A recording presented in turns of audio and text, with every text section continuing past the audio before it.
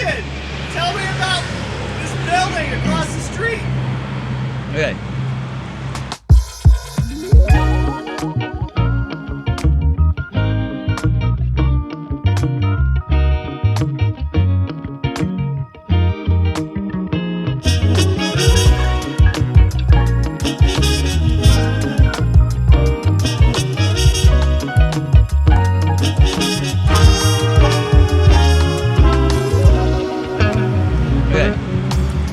Colfax does have a highway that runs straight through it. It's just how it is. It means that there's people in town, but it also means that there's a highway in the main pedestrian corridor. This is Bully for You. This is my business. Like St. Ignatius, it took a number of years to convince the gentleman who owned this to sell it to me. It had been in his family for a couple generations, so he was really attached to it, but ultimately he sold it to me, which enabled me to start my vintage store. Laura and I started that a couple years after we moved to town, and we weren't sure if it would work, but it really unlocked a lot of things. Tons of the downtown buildings were just empty, which is still the case. People had, in general, a mindset that things couldn't work, and because of my aforementioned oppositional defiant disorder, if people say that something can't work, then I have a real urge to try to prove them wrong. Colfax is a town of 2,800 people, which is not a huge number of people to build a retail business around. One of the things that convinced us is that I think that there's an average daily traffic volume of like 20,000. So we knew that if we could tap into not just the local population, but people who were driving through, that we had a chance of making something work. We were surprised that it worked, but we were also not surprised that it worked. And it's been a really great anchor for everything else that we do, sort of revolves around it. I think a lot of people who've lived here their whole life do remember when the town was more booming. So if all you've seen is kind of a slow decline, it's really difficult to change that mindset. As you can see, the Waite building was built at the same time as St. Ignatius in 1893. And that's the case for a lot of towns like this, that the boom happened right around that period, and then they kind of hit a cap, and unless something else really dramatic happened, that's where they stayed.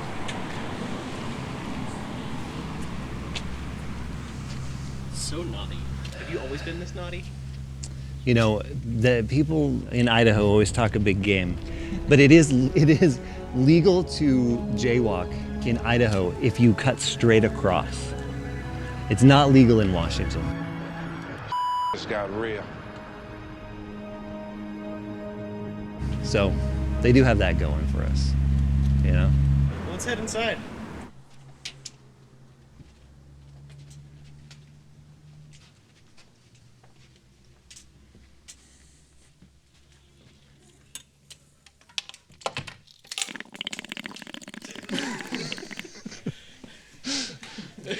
I do think that whoever taxidermied it was maybe looking at a photo of a deer, or maybe they had a lot of like deer experience, and the face is maybe not quite right.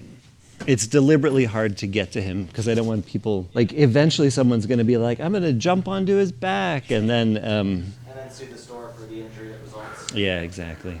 I had a friend who had an antique store, Russ Wheelhouse. He said two things that I really enjoyed. When he went into his small antique store, he would say, one day I'm going to retire and start a little antique store somewhere.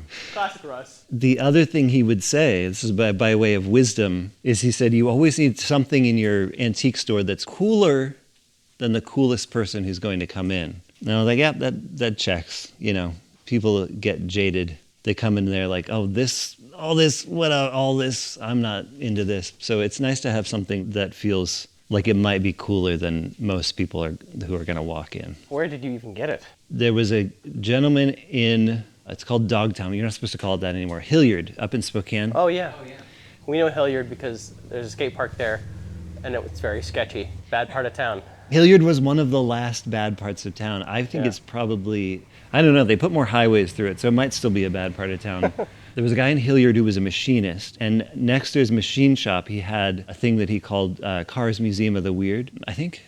And he had a bunch of Elvis's automobiles, a bunch of pinball machines, and a lot of taxidermy. It's possible that this is Elvis's taxidermy giraffe, but it's hard to say. But when he died, there was no succession plan, so they auctioned off all the stuff. I actually didn't get it at that auction because people flew from like Australia, New Zealand. The guy who bought the giraffe at that auction sort of immediately turned it around and auctioned it off again. And I bought it at that auction. And Laura was not at that auction, so I had to call her afterwards and tell her what I'd done. Can you tell us how much you paid for it? That's such a good question.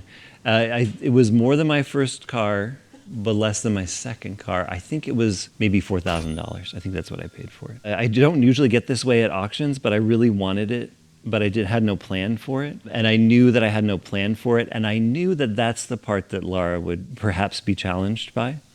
So afterwards, I was like shaking. I was so excited / nervous.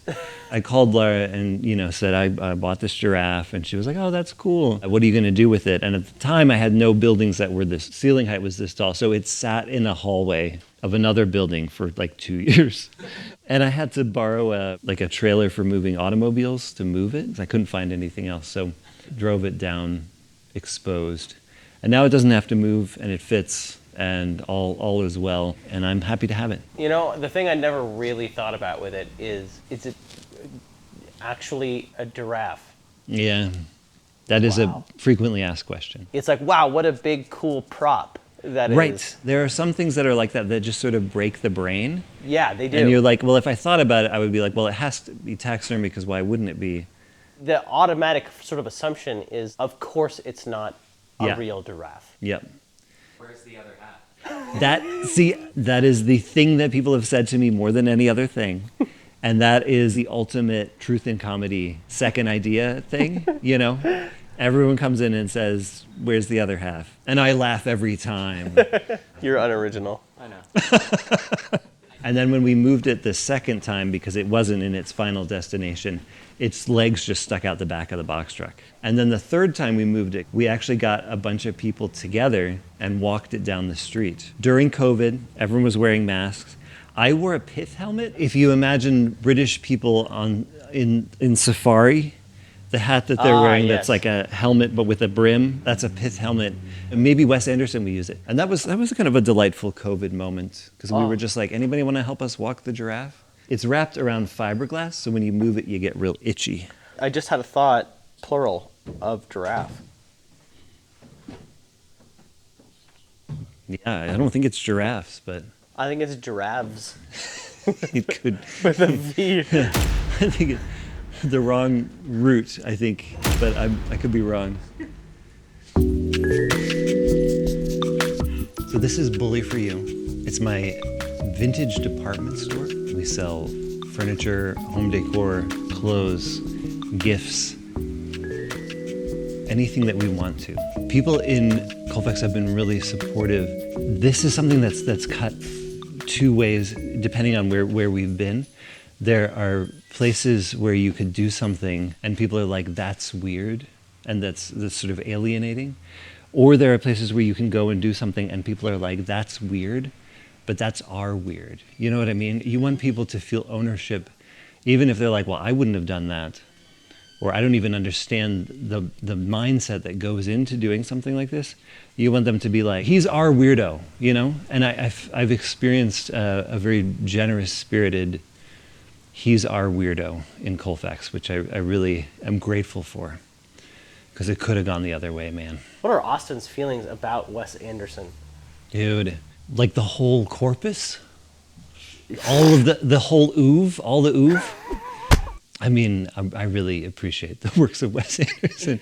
Is that surprising? Are you surprised? I mean, I don't think I'm qualified to speak about what you Wes Anderson. think of Wes Anderson? It's like, because I haven't seen everything. When I first saw Bottle Rocket, I didn't really appreciate it, and I think I now need to go back and revisit it now that I appreciate so much of the other stuff. But obviously, like, you broke my brain.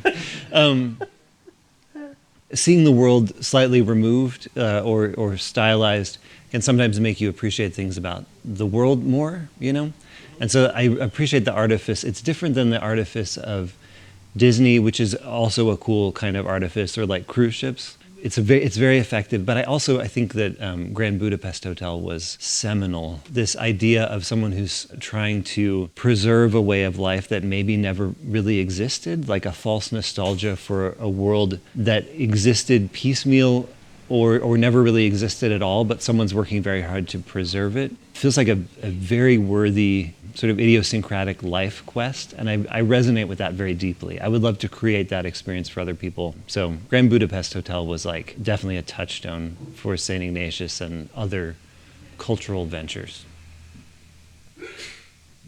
End scene. The relationships also feel the same way. Like the relationships are heightened, but they make you see true things about real relationships. All of that heightenedness is below the surface of a lot of more genteel real life relationships, which I think is really great. Also, it's the artifice of like the symmetrical composition of the scenes and stuff like that, but like the costuming and the props and all that kind of stuff. Like, man, I want to live in a world that is more colorful in that way, and I think it's worth aspiring to it. I could also show you my secret shame. Secret shame. So secret shame. Next secret door. Secret shame.